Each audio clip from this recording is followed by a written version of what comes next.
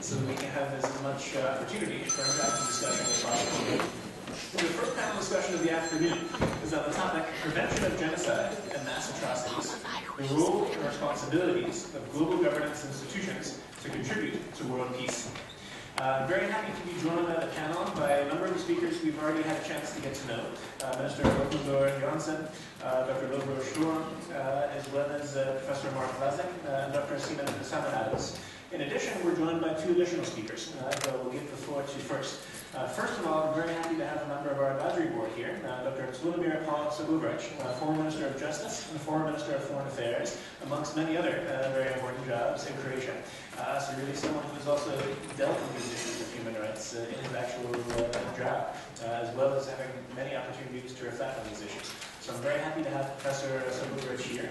In addition, I'm very happy to have Professor Jernej Letnar-Černek, who is a professor of human rights law, School for European and Government Studies, European Faculty of Law here in Slovenia. So I'm very happy also to welcome you here. I'd ask maybe before we begin the panel to give a brief welcome to the two panelists who have just joined us. So Professor Cernic and also His Excellency Dr. Paul Sabubrich. Could you please give a brief welcome to them?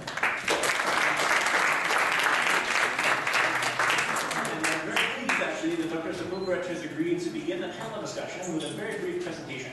So it should be ideally between 5 or 10 minutes, just to get the ball rolling on this issue of actually genocide, mass atrocities, and in particular, what is the role and what is the responsibility for global governance? So, Dr. Sabubrich, if you could please begin with a brief presentation to then launch the multilateral discussion.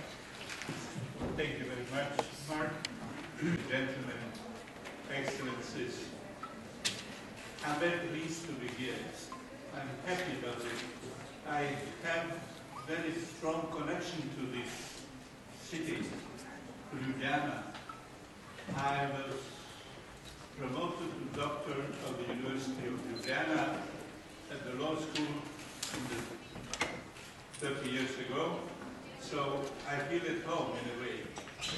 And it is so good that Slovenian government, together with the Institute for Cultural Diplomacy, have organized this in Slovenia, which has been once part of Yugoslavia, which is now a member of the European Union, and this is a good spot, good place to talk about these problems. What we have been told by Professor Sturm, it was very striking for me because I had strong remembrance of the past, of the crimes at the end of the Second World War, where close to 200,000 people from Croatia had been killed here by partisans, many Germans, many Slovenians, many others. Terrible crime have been committed, and we have been told about the mass graves.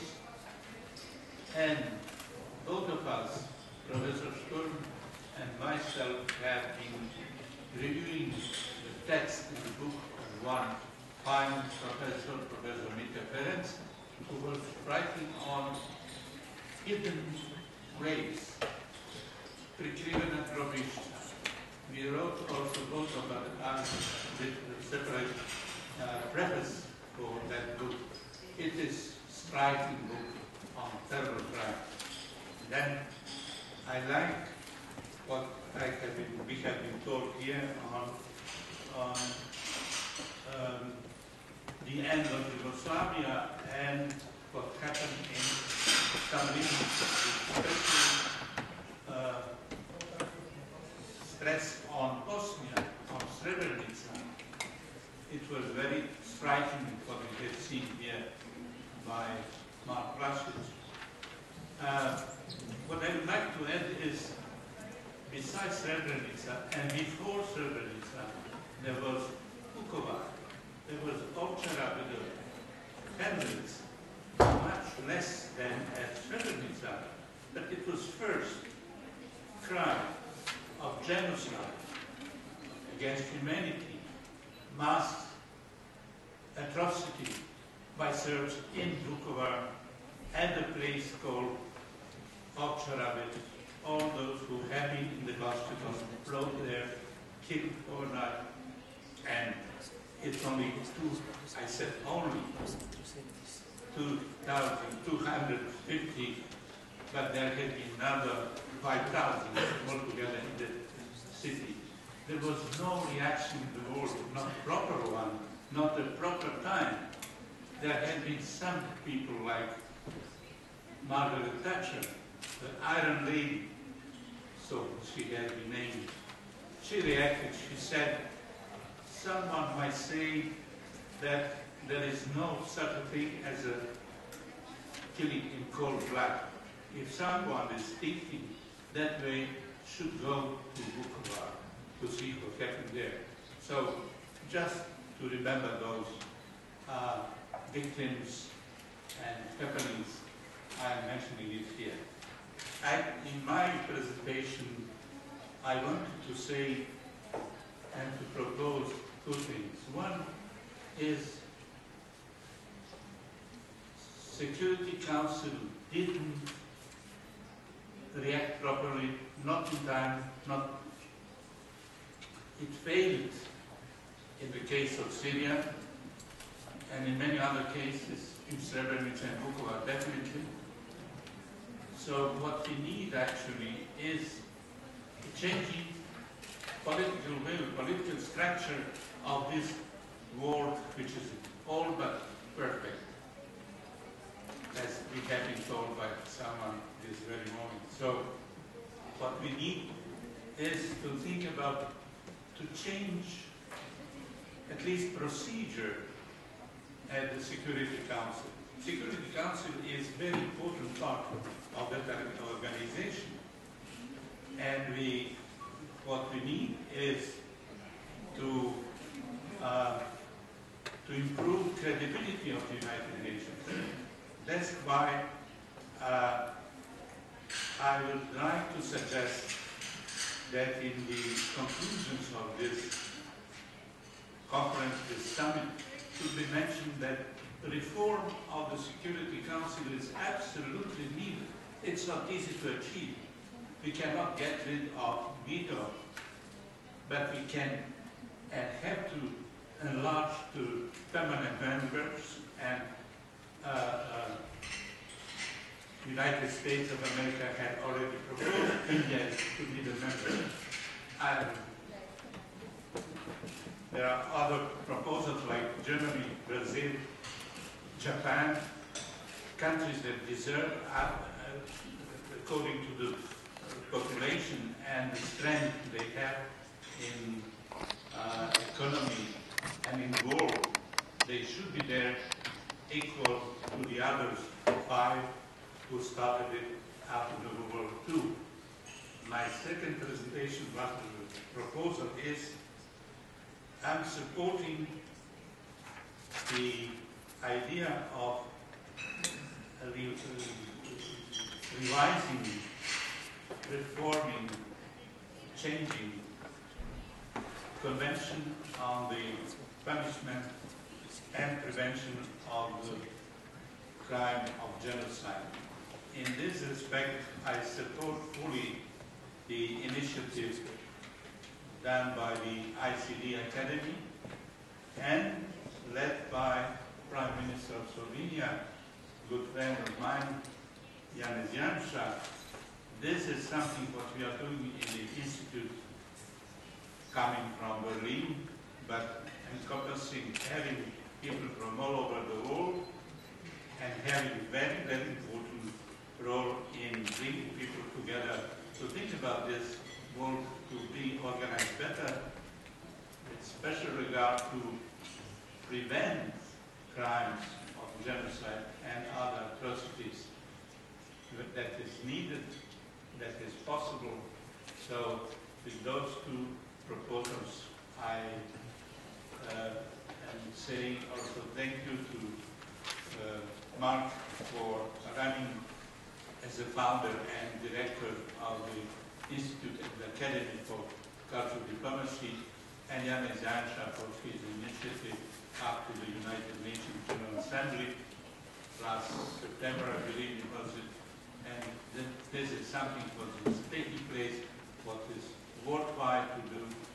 And in older Athens, people used to say, those who are not standing up for the public interest, they are useless people. Mark Dumfries and Janis Janša and people from the Cultural Institute are not useless. Thank you very much. Thank you very much. Thank you for invitation.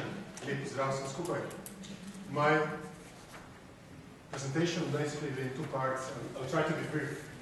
And the first part, I'll just give you some context in the Slovenian situation and why Slovenia is a good place to talk about genocide and prevention of genocide. And then the second part, I'll talk about the nature of obligations which international organizations and also their members, states, have to prevent the genocide. Now, as you know, unfortunately, Slovenia is a good place to talk about genocide. And why is that? Over 600 mass grave sites which were found in the last years portraying the genocide or the crimes against humanity which were committed after the Second War in Slovenia. Then also impunity. Nobody was held accountable for those crimes committed. Earlier this year I had a chance to visit Cave of Evil, Huda Jama, near Laško, close to the village Rečica in Slovenia, and it was quite a striking experience for me. Actually, I was quite stumbled for the many days to come after my visit. And what one can see in the cave is just extraordinary and basically is going against the conscience of the humanity. One would not deserve even one's harshest enemy to end like this in the cave, in the small hole in the cave near Laško in Rečica. Almost 3,000 persons have been killed there.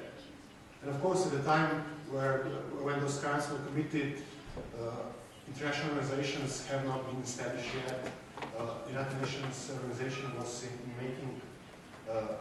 Universal Declaration of Human Rights was 3 years from being adopted. So at the time, one would wish that we would have a policy or a normative framework as we have it right now on the responsibility to protect.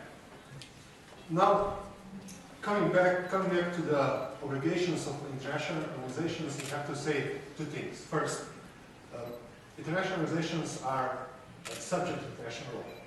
So they have international obligations to respect human rights and humanitarian law in their operations. We are aware of numerous cases where international organizations have been allegedly violating human rights, especially when conducting peacekeeping operations. Secondly, of course, international organizations are only organizations made up of states. So when the states become a member of the national organization, they don't relinquish their responsibility to respect, protect, and fulfill human rights. And one has to ask oneself, what is the nature of the obligations states and international organizations have? Well, I would argue on the basis of human rights doctrine, and also recently adopted Maastricht's principles on extraterritorial obligations of states in the field of economic and social rights, that states, but also international organizations, have obligation to respect, protect, and fulfill human rights. And if you allow me just briefly to explain what the nature of those obligations would mean. Obligation to respect of states and also international organizations would mean that states and international organizations have to avoid doing harm. No, they have to stay by the side when they have an opportunity to interfere with human rights obligations. Secondly, obligation to protect. International organizations and states have obligations to ensure and adopt and enforce measures that human rights will not be violated across the world. We all know that international human rights documents say that human rights are universal, interdependent, inviolable, and so on. But we also know that some governments would object to this definition, and they would say that human rights are not universal. But then, if you ask people in Hanoi, or in Damascus, or in Kinshasa, whether they want to have human rights or not, they would, in sync, reply, yes, we would like to have human rights. So this objection of cultural relativism doesn't apply to this aspect. So every state would have obligation to adopt and enforce measures to prevent genocide, crimes against humanity, and war crimes, if it's in its power to do so.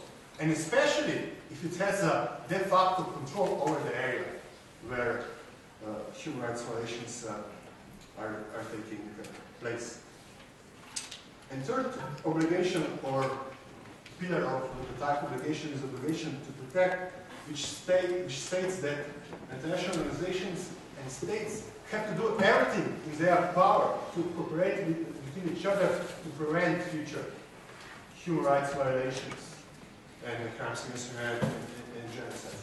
In this context, where this initiative comes in, and basically provides for a normative and policy framework for international community to prevent human rights violations, being in Slovenia or being in Syria.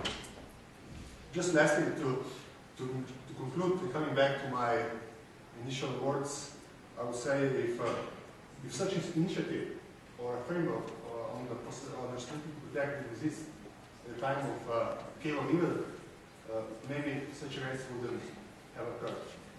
And that's why I think it's in our interest as a human beings to support any initiatives in this respect, regardless of our contemporary political position. Thank you. So we'll go straight to the Prime Minister. So this is your chance to give some advice also to what Slovenia can do. Who would like to respond? Okay, we'll start on the left and we'll go to the right. Thank you for that, and thanks for, first of all, for speaking when Mark had so clearly put an entire agenda on notice that they needed to speak. I think your prognosis is absolutely correct in terms of Slovenia's role. I think it has played an important role, as a small country, as you say, but I think as a country with a very clear and a very strong voice around these issues. So, for example, in New York, Slovenia still plays a very important role in the group of Friends of R2P, which is a grouping of member states who support responsibly to protect. It's been very good in the General Assembly, as you noted, not just in 2005, but all the way through. And as somebody whose day job is basically working with UN member states at the UN, Slovenia would be on our short list of countries whenever an issue comes up that we want to talk to member states about R2P or something that we want to do advocacy around, and we're looking for states to champion that. It's always on that short list of states that we would go to, and I think that's a very good thing. I think the type of country it is enormously important for why its voice is taken seriously in the way that it is, and that all too often in these debates, particularly around a specific situation which is deadlocked in the Security Council or around which there's division inside the General Assembly, it tends to polarize around blocks. Big, powerful countries pushing against each other. And the fact that Slovenia comes from the particular kind of history that it has, and comes from the particular region that it is, I think means that it's seen as somehow being independent of that, or as removed from that. It's not seen as being a country that has a vested national interest or a partisan interest in any of these issues. It's seen as being, if you like, an honest broker around the issues where mass atrocity crimes are concerned. In terms of what it can do next, I mean, obviously we heard this morning from the Prime Minister about this issue of an optional protocol, and a few of us had an opportunity to meet with him in a one-to-one meeting. This is certainly something that he's very keen in advancing. I think it's certainly an issue that needs to be explored further, but as I said to the Prime Minister this morning, and I think certainly my view very strongly is that this, we can never look at legal mechanisms in separation from the more general political thrust. As I said in my talk, it's political will which is fundamentally the issue in the Security Council, the General Assembly, and more generally in international politics. So if we can couple this notion of an optional protocol with a broader campaign around advancing the responsibility to protect, then I think that would be a positive thing. And I think Slovenia is in a good position to do that. Thank you very much for the question, and thank you again, Slovenia and the government and our host for having us. I think for me, it's great to be here because in many ways, my interaction with kind of genocide at such a high level, particularly with political individuals responsible for such mass atrocities, in many ways brings me back to Slovenia. When I was a very junior prosecutor at the War Crimes Tribunal, I worked on the Slobodan Milosevic case, and one of the duties I was assigned was reaching out to the then President Milan Kučan and also then Prime Minister Janošek and interviewing them and asking the case of President Kučan to come to the tribunal and testify. And I have to say that I think for many people when they're asked to come to the tribunal, this is not something they necessarily look forward to and excited to do, particularly if they're going to be facing off with Mr. Milosevic, because for many people who watched the trial, Milosevic was not so nice. He often insulted people and was not very, very caring to their feelings, and indeed was damaging to some people's reputations. And so I think the fact that President Kučan decided to accept our invitation to come and to stand for all of humanity, to describe what had happened as experience with Mr. Milosevic was a courageous thing to do. And indeed, we asked some individuals to come to the tribunal to testify, and they declined. And some people hid behind their immunities and said, I'm sorry, I'd like to come, but I'm immune and I don't have to come. And I think these people are powerless. And I think when we look at the crimes that were perpetrated, so many people risked their lives to come to the tribunal to testify. People, particularly crime-based witnesses, who still live in a region which is very dangerous in some cases, and there's small towns and hamlets where people could quite easily figure out who they were and go after them or their families. And so for all those who came forward, I think should be recognized as being courageous individuals, because it's the case far too often when mass atrocities happen, many people just sit back and watch. And the fact that people are willing to step forward and put themselves and their reputations on the line to speak for justice, I think is a compliment. So Slovenia, I think, stands proud in that respect. When it comes to kind of the direct outcome, one of the things that was mentioned was looking to kind of the U.S. model of the Atrocities Prevention Board. And I think this is a very worthwhile endeavor. And I think one of the things being discussed here is how to work with civil society for these atrocity prevention boards.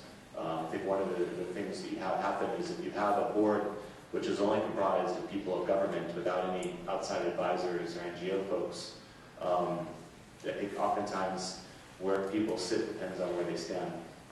And I think being able to have some sort of advisory board, perhaps if Slovenia would propose something with the European Union and trying to figure out a way to work with members of civil society and for NGOs. Obviously you can't have every NGO on a board, but you could find a middle ground perhaps, inviting notable scholars and luminaries who are members of very established organizations. And I can think of a couple of people who have tremendous reputations as either former prosecutors or other kind of senior judges who are affiliated with large organizations. You could have them in their individual capacities serving on these boards so they could speak from their experience. And I think this would be a concrete outcome that Slovenia could propose or work with other colleagues to see if there's some way to move this issue forward. So thank you for that.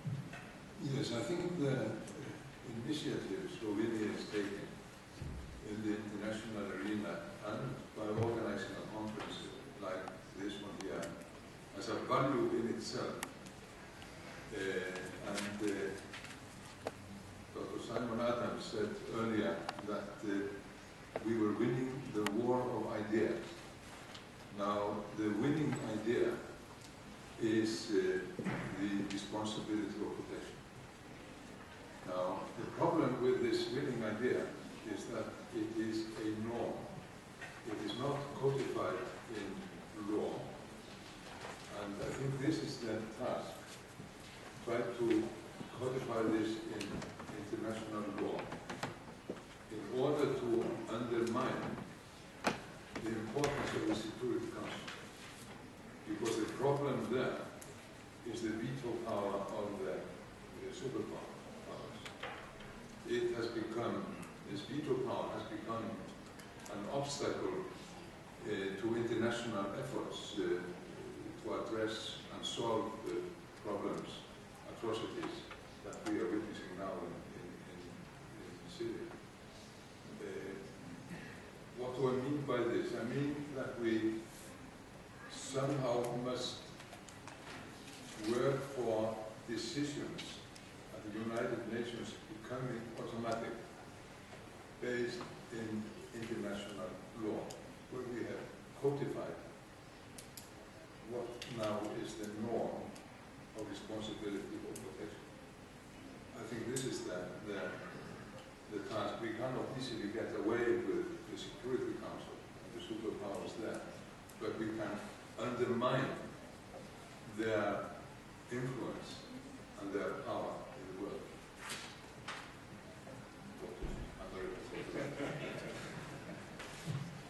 Thank you very much, Minister. Are there responses in terms of the role that Syria should have? Or could have? Yeah, please. The point you raised, Cecilia, is quite a valid one. I mean, it's a very question of what would be the right way to go forward on this issue. But it's in a way connected with the whole future of responsibility to protect. No? We all know that the concept is now it's a policy framework. It's not a normative framework, and this will be one of the ways how to put it into the law. But if you allow me just one observation, why this initiative is also important for Slovenia. It's important from the credibility point of view, from both externally and internally. Well, this initiative is one initiative which Slovenia wants to set an image of the world, together with the attempts to join Slovenia into the European framework for a platform for conscience regarding the crimes which were committed in the former totalitarian regime. But also internally, no? We shouldn't forget those crimes which were committed on the Slovenian territory were not punished. Nobody was held responsible for that. Our children and people who work in the secondary school do not study those crimes committed. So this initiative has to go hand in hand together with the internal commitment to talk about the crimes which were committed in Slovenia after the Second World War, and to promote this initiative abroad. Without both, without internal and external dimension, Slovenia will not be really credible dice in the. Any responses from the panel? Or? Right, please, Dr. Ross.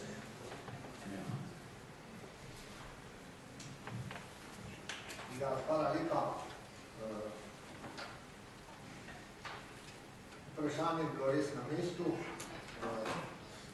in živahna razprava doslej pokazala, kako smiselno se je bilo lotiti tega vprašanja.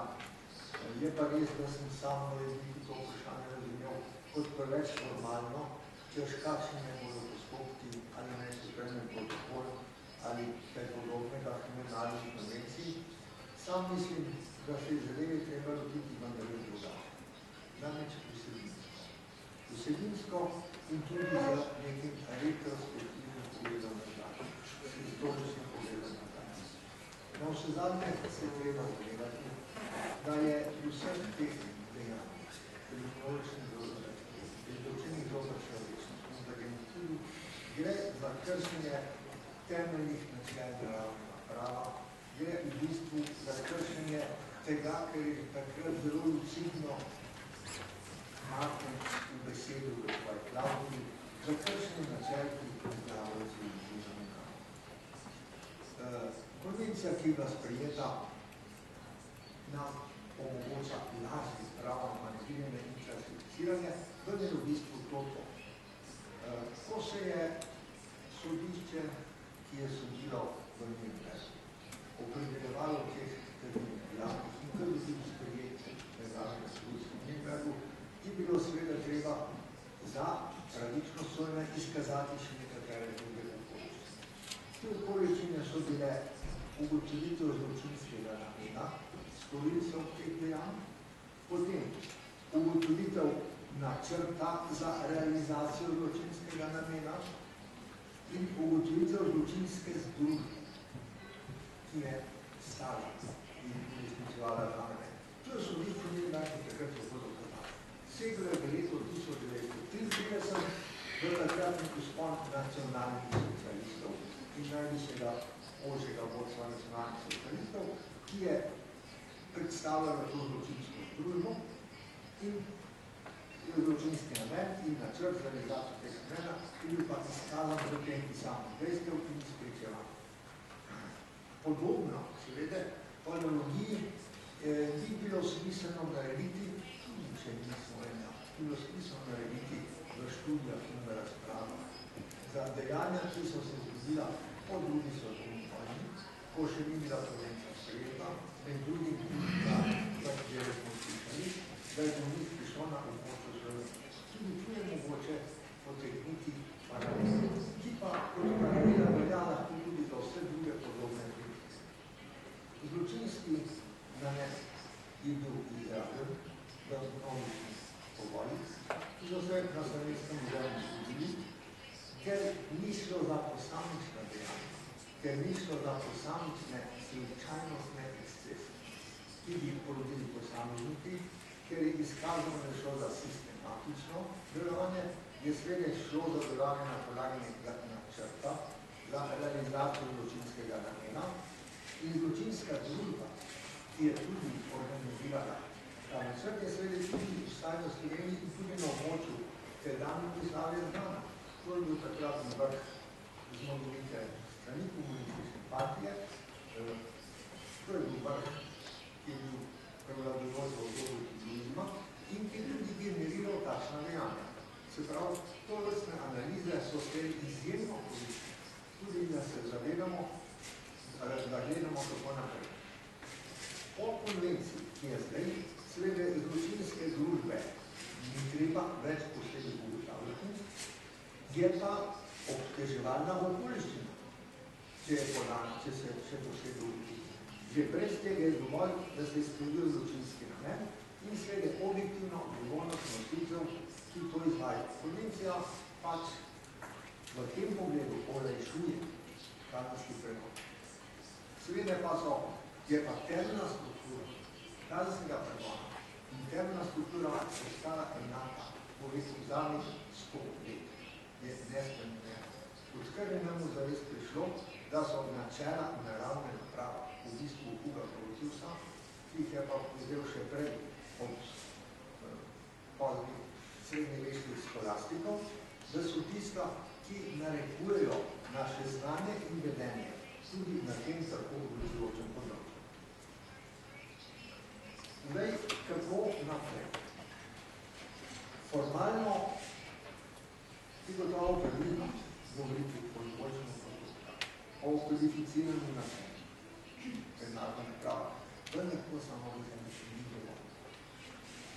Vsaka država zase in tudi vse skupaj bi morala narediti več, da se o teh vprašanjih govori, da se naredi zelo natančna analiza, da se ne sega v razdoblje zadnjih 20 ali 20 let, da se ozremo vsaj 100 let nazaj, da pogledamo, kaj se je dogajalo, da znamo to pravilno ovrednotiti in da znamo to tudi posredovati, kot je bilo razpravljeno povedano, tudi širši javnosti in strokovni javnosti.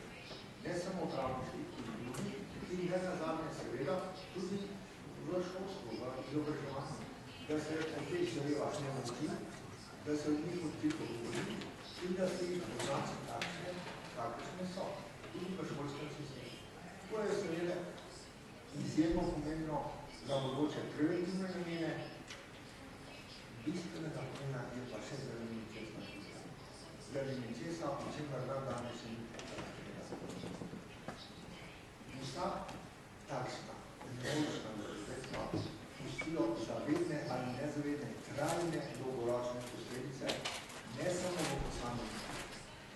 v zavesti celotnega medvarstvena. V mnogih primerih to poglablja različne poglede in nasprotja med misli. Ključno je v tem pogledu o teh vprašanjih govoriti odprto, nečesa skrivati in si prizadevati skupno in strpno poiskati spravo na tem področju.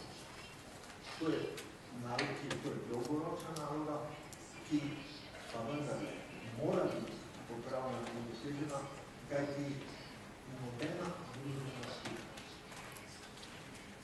Zdaj govorimo slovenska, ampak tudi ne more doseči svetlega pogleda v prihodnost, če pri takih vprašanjih ne zasede tudi nekega skupnega imenovalca, ki pripelje tudi do skupne narodne sprave. Hvala.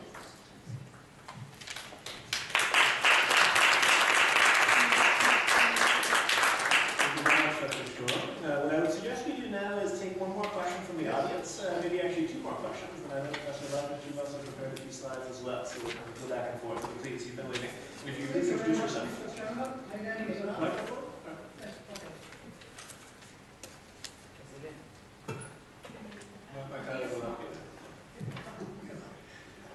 Thank you very much, Mr. Chairman.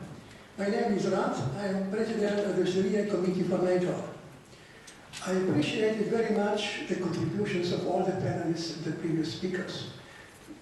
All the contributions were prodigious and brought to me a lot of new ideas. Here I would like to draw your attention first to the education and second the role of mass media in the prevention of the criminal acts against the humanity. We in Slovenia, we have experience as well as in Yugoslavia, and we can see that the actual perpetrators were our neighbors, here or in Bosnia, ordinary people which we meet in the street. And I think that the protective layer in each human of the humanity is very thin. And in certain circumstances, this share of humanity breaks and the devil comes out. The medicine against this is the education. Historical textbooks, which is very important, as well as the values. The values should be brought to the young generation, not only to the scholars. And second, here in education has also a role mass media. Mass media can have a very detrimental effect on the population. Demonization of the political opponents, segregation of the political society, of a cultural society is very, very obnoxious. And we have also to speak about the role of media and how to persuade media that to overcome the cleft between one side and the other side should be eliminated. So I think future action, both here in this country, in Slovenia, as well as the international community, is to put forward more efforts into education and mass media. And now back to the Security Council. Of course, this is veto right of superpowers is very detrimental, but we should not be too optimistic. This will stay, but what we can do is the condemnation of the veto in the case which can lead to the genocide or any criminal acts against the humanity. Condemnation of the political community, international community, social society, as was suggested by our Prime Minister 3 hours ago. So I think this is feasible and can be done with the majority of political parties or members of the United Nations General Assembly or even independent political international institutions. Condemnation which brings responsibility to those who decide for the veto.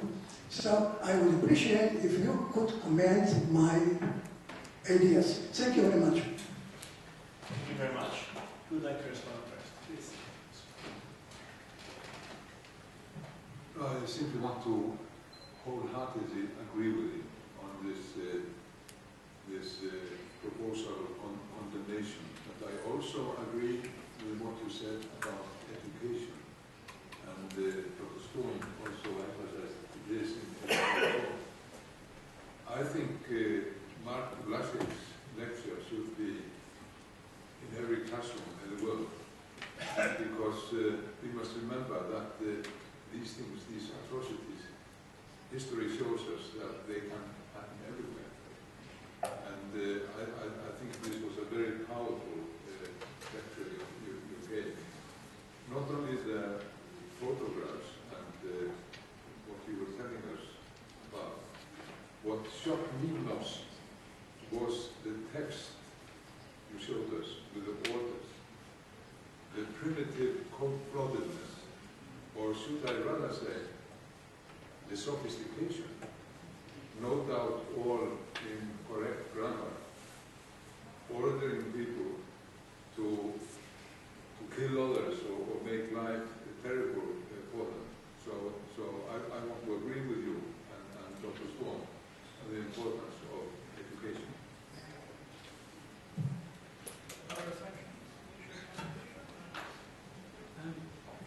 Not so much on the issue of condemnation, but maybe on this issue of the media and memory as well. And I think memory is incredibly important. I think anybody who works in this area talks about it as one of the key things. And I mean, I don't think I'm the oldest person in the room, but I'm certainly not the youngest either.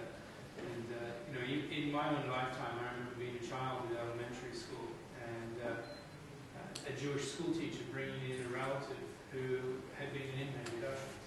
And she made every class member line up in a nice row and walk up to the front and touch the tattoo on her arm. This is the survivor who did this, not the teacher. And she said, someday people will tell you that this never happened and that you never saw this. I want you to actually look at it on my arm and I want you to feel it. And so she not just told her story, she also wanted people to have a physical experience of it.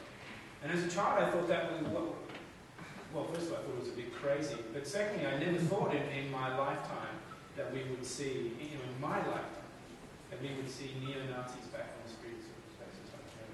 We would see people denying the Holocaust. Not just saying that it was a good thing, but denying its mere existence, even in my own lifetime. So memory is enormously important. I think that's where the media can actually play a role. I think it's a double-edged sword. I'm somebody who also has done a lot of work, you know, writing in the media and things like that, and trying to bring attention to particular cases. And I think we shouldn't give up generationally. I think there's a tendency for every generation to look down on the generation that comes after them in terms of their commitment to issues and so forth.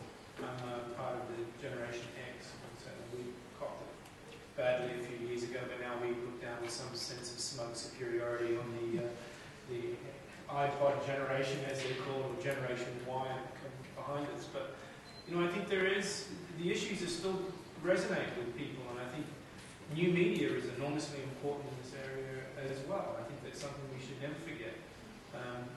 The organisation Invisible Children is another organisation. We have some major kind of differences with them on policy, but they made a video, you know, last year, the Stop Coney video, which was seen by 100 million people in a period of 2 weeks.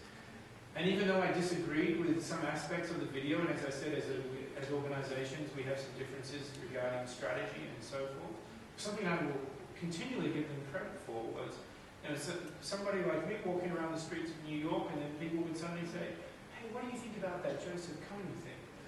People who had never heard of the Central African Republic, didn't know it was a country. People who hadn't heard of, you know, maybe had heard of Uganda, but had no idea who the Lord's Resistance Army were suddenly talking about Joseph Kony and so forth. And about the need to bring him to justice and bring him to the ICC. So I think, you know, these things the media can be used in a very positive way as well. And I think, you know, there is a reservoir of people out there, regardless of generation, who care about these issues and who still desperately think we need to learn from our past.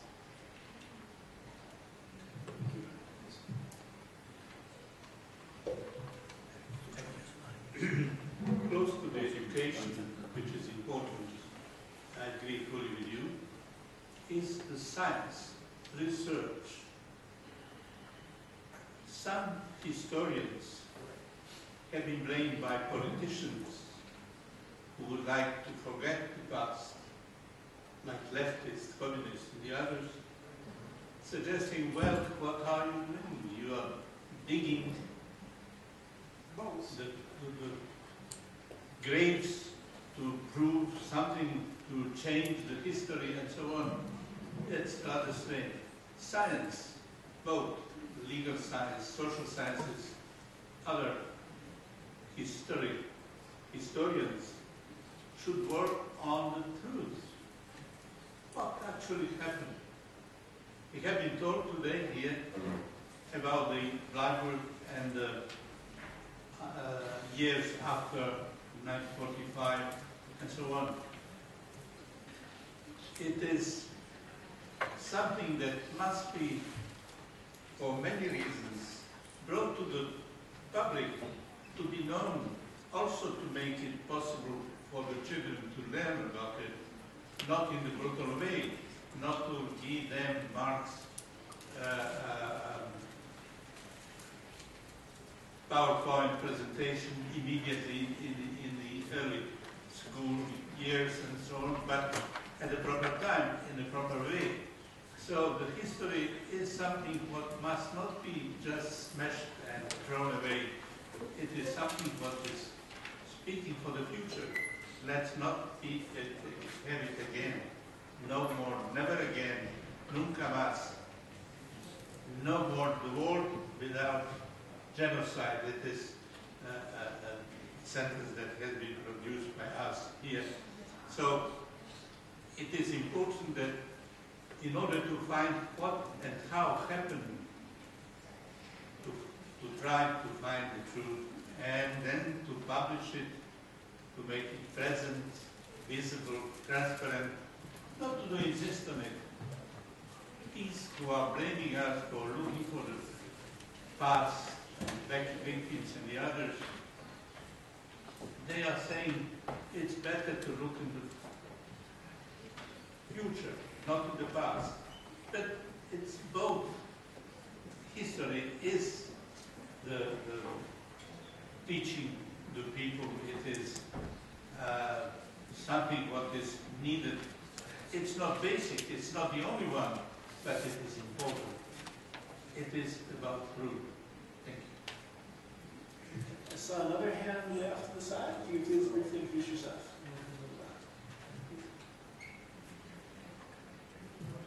Anna Libegova, University of Bologna. First of all, thank you for the organization of this important event. It's my pleasure to be here and to hear all of you talking on this topic. I guess the aim of this conference is also how to contribute to long-term reconciliation, not just to stop the conflict immediately, but how to provide durable peace. In that sense, I would like to ask you how we can move from this concept of responsibility to protect to a concept called long-term reconciliation. What I want to say is how from this more or less, let me say, vague concepts that we talk about and more dramatic narratives about genocide, how to come to the local needs of the people. To what extent the international community takes into consideration the local needs of the people, and in that sense, what are the lessons learned from conflicts in Yugoslavia, which was the biggest international laboratory for conflict management, lessons from Libya, lessons from Rwanda. Did the international community learn how to take into consideration the needs of the local people, not only the NGO sector? Thank you. In the first place, the question is addressed to Professor Vlasic. Thank you very much. I think that when it comes to these institutions, particularly the war crimes institutions, they're challenging because many people look to international justice, and I think some may think that just the fact you have prosecutions fixes everything, and it doesn't. Particularly for the ad hoc tribunals, we were charged with prosecuting those most responsible for the crimes. And the challenge for myself when I was serving there is I spent a lot of time talking to crime-based witnesses, people who saw their entire families slaughtered before their eyes. And I was recruiting them to be a witness against either Mr. Milosevic or General Krstić or some other senior general, when frankly they had very little interaction, probably if any, like zero, with Mr. Milosevic. And they know the neighbors in their community who killed their families and maybe raped or abused or tortured them. And their question to us was, why am I working, why are we going to this trial for Mr. Milosevic when the guy who killed my family still lives next door? What are you doing about him? And this is, I think, a huge challenge for the international community, because the tribunals that we have are not set up to try out every single person who pulled a trigger. And one of the goals of the tribunal, in the case of the Yugoslav tribunal, is try to work with the local countries in this region and to try to increase their justice sector. And we have judges here that are actively participating in this, working with the countries to try to raise the level of expertise to try to prosecute these cases locally.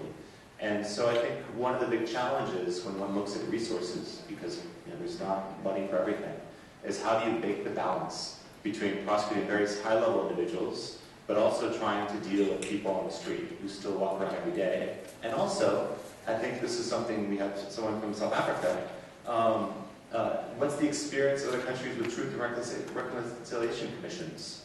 Because oftentimes, if you can't prosecute everyone, what is the way of getting to the truth? And oftentimes, maybe a way of trying to solve people's concerns is not by having the adversarial system we have at the international tribunals that I'm familiar with, but having some way of discussing the matter and bringing it out. And so I'd love to hear from my colleague in terms of South Africa's experience, and also in Rwanda, where we have someone here that's been active in Rwanda with a judge, and perhaps we could hear more about what Rwanda is doing, because in Rwanda, in many cases, you are either a victim or a perpetrator. There wasn't much time between the two in many communities.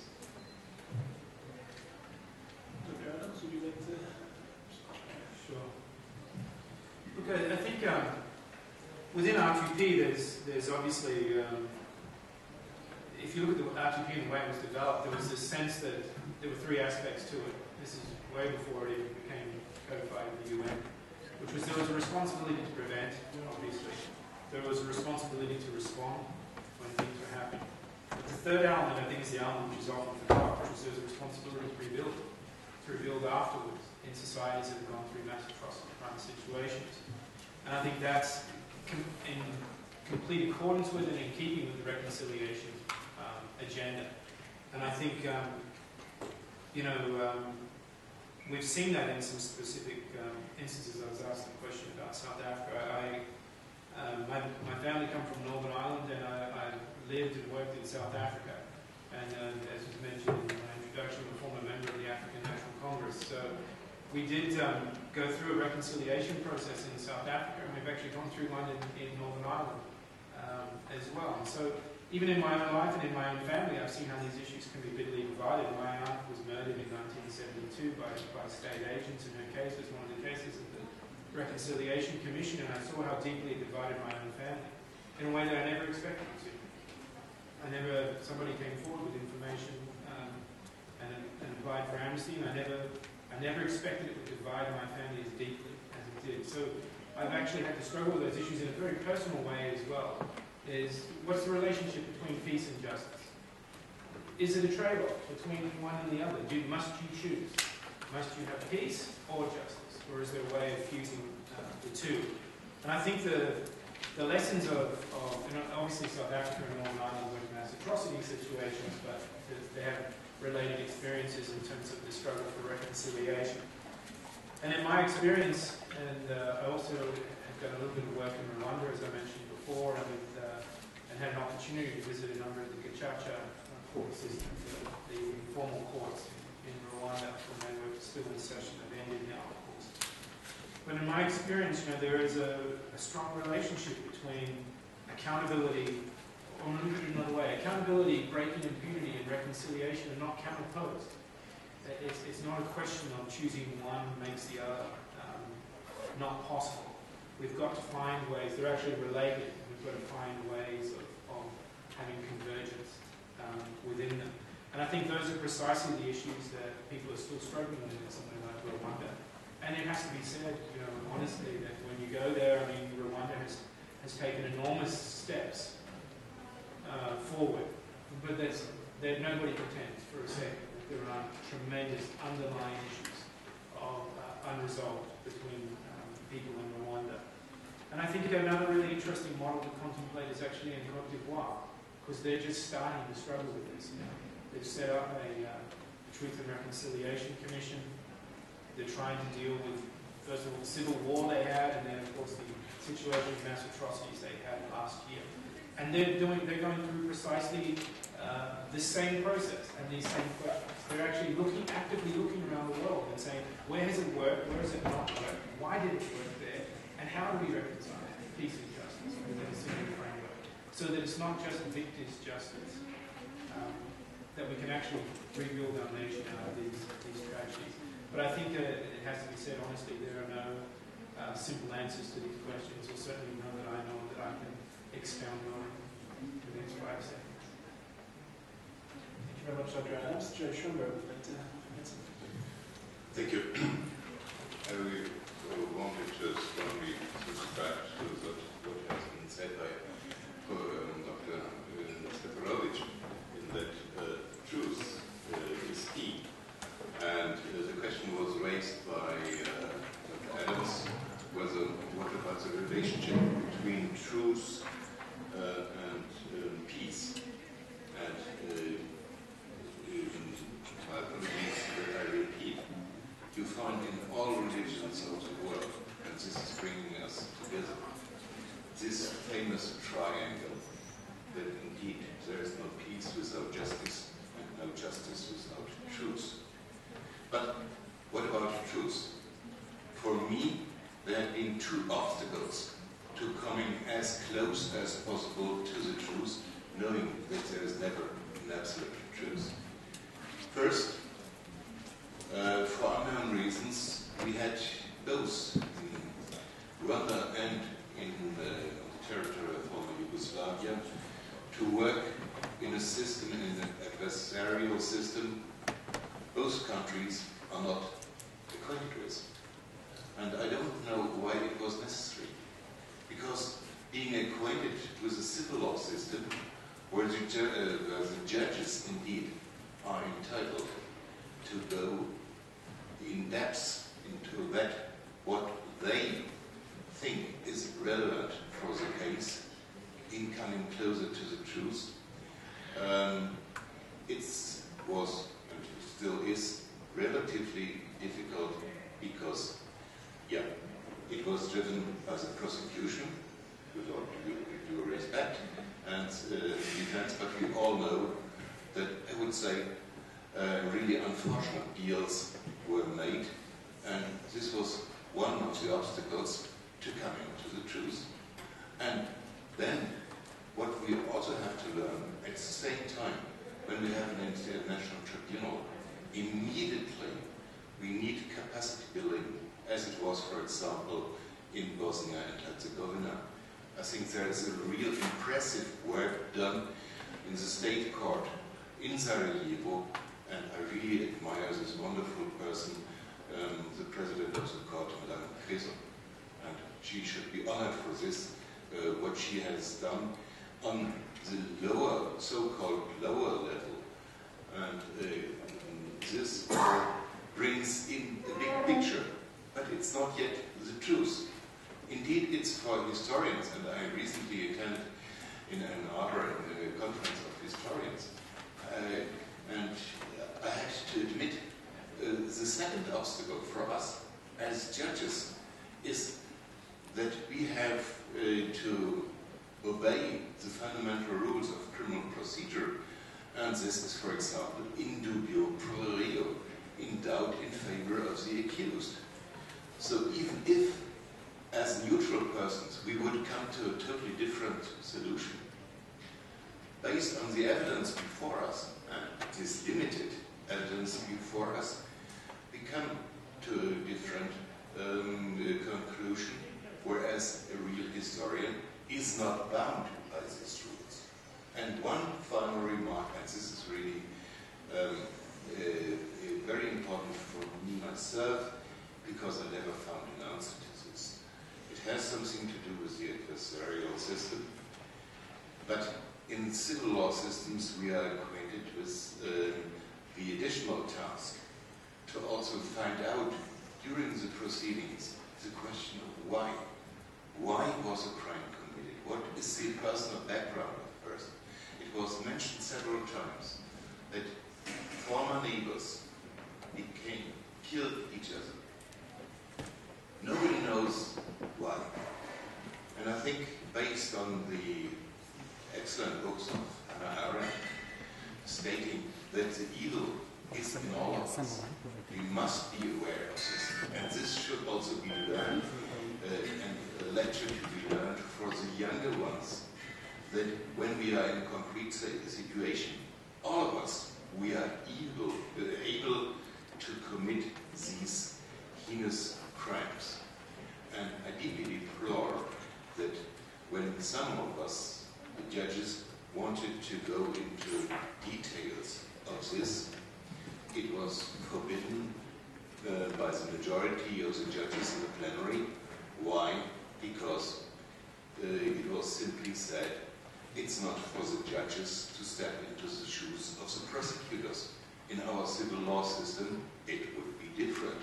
We would go into the details, and it's mandatory for coming to the appropriate sentence to know more about the background. And as I said, priests, high-ranking doctors, from one day to the other, they become mass murderers, genocidaires. And how is it possible? I think here also, apart from historians, we need additional research by people from other areas of the academia in supporting us in this fight. And this would also help as a kind of preventive measures, so that we can realize, okay, in such a scenario, it is possible that a crime be committed. And let us avoid this scenario to happen. I think that's also something that should be said in this context. Thank you, Vivek. Thank you very much. I'm seeing a number of hands in the audience, and I think Dr. Sturm also wanted to make a response. Please. Danes sem nekaj govoril o pomenu sodbe Evropskega sodišča v zadevi ponovno. Gotovo so tiste sodne odločitve, ki so postale nepogrešljiv del mednarodnega prava, ko gre za vprašanja, ki jih tam danes obravnavamo. Na tem mestu bi pa rad upozoril še na poudarke neke druge nedavne odločitve Evropskega sodišča. To je odločitev v zadevi kazenskih postopkov. Pa ne bom šel na glavno odločitev, ampak poudarek, ki je bil dokaj jasno izrečen tudi izdelano. Ne samo storjeno dejanje, ampak tudi njihovo zanikanje, omalovaževanje in tudi nov pomeni posebno kvalificirano obliko kršenja temeljnih človekovih pravic. Oziroma, če to nazorim nekoliko bolj konkretno, spet se vračajoč na območje, v katerem Slovenija členjeno soseščino, seveda je nujno obravnavati primere, ki so se zgodili v 90-ih letih na teritoriju nekdanje Jugoslavije, tudi najhujši primer v Srebrenici. Toda, če neka državna univerza, ki govori teoretično in historično teh primerih, ne pove nič o primerih, ki so se zgodili po letu 1945, zanimo na območju Slovenije, ki so povsem primerljivi s primeri, ki so se zgodili v Srebrenici, potem tega sledeč ugotovitve Evropskega sodišča za človekove pravice, mogoče v nas drugače, kot tudi posebno obliko nespoštovanja in kršenja človekovih pravic in svoboščin. Zdaj, če smo zelo menili, se pač na državni univerzi o teh dogodkih po epidemiji 40 let do, potem je to pač nezavedno kršenje, če pa vedo, potem je pa to zavedno kršenje.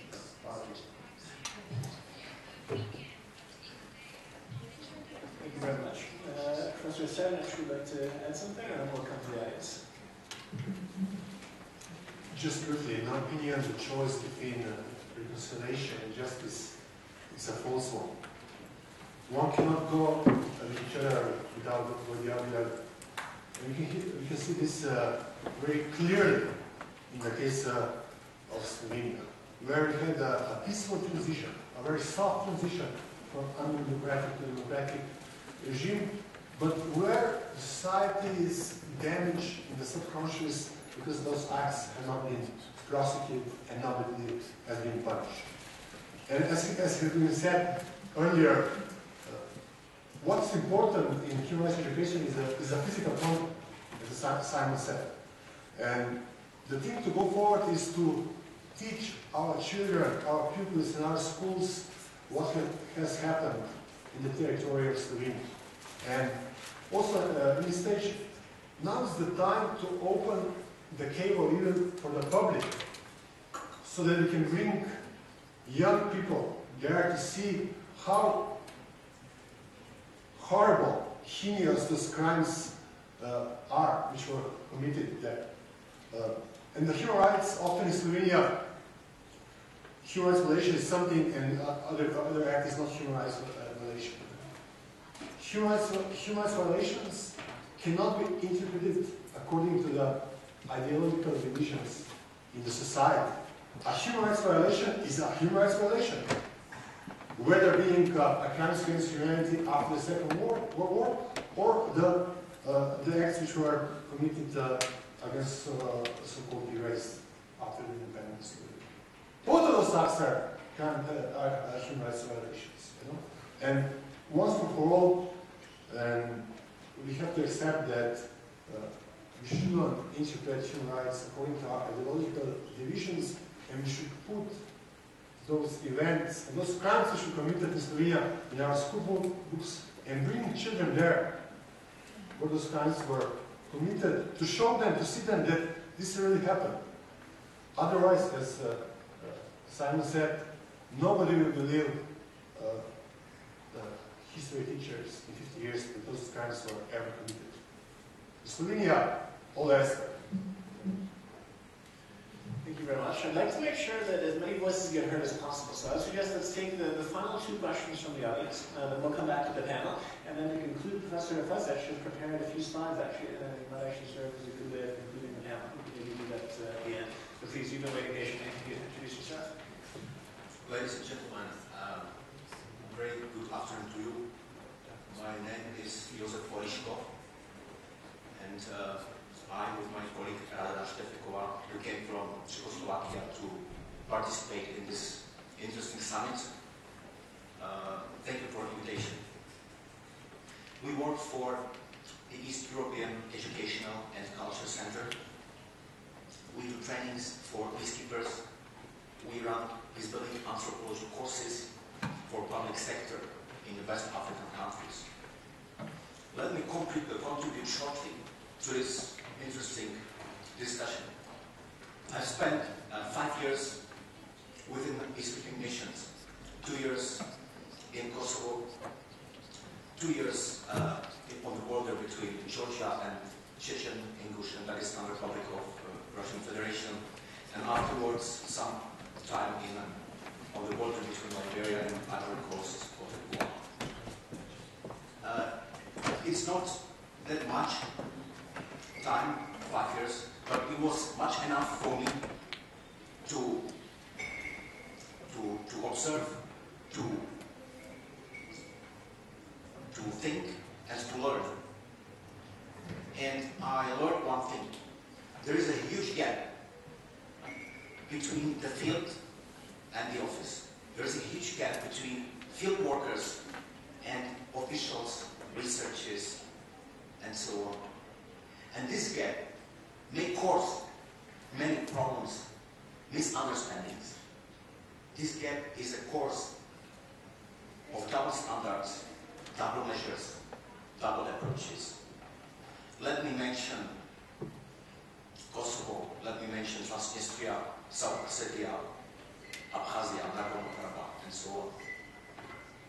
In 2009, I participated in the peace conference in Stadtstein, Austria. And I rose a question to the audience of, let's say, 50 participants. And my question was, has anyone ever of you faced or experienced real conflict, war, violence? Has any of you ever carried a weapon? Because it's quite heavy to carry a weapon. It's more than 20 kilos. It's not so easy to get, to run the hill and carry a weapon. So, and the only gentleman from Namibia rose his hand. So my point is, field workers should meet with researchers, with diplomats, with officials, to share their experience and to put theory and practical knowledge together and to work together to improve actually the whole approach of so-called peace building. Thank you.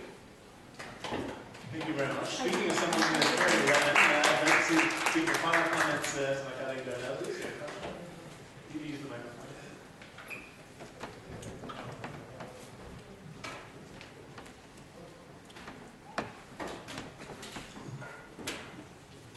Yes. First of all, you're right. If you're in headquarters, that's one thing. If you're out there in the field carrying a weapon, that's another, quite another. I definitely unite with you on that.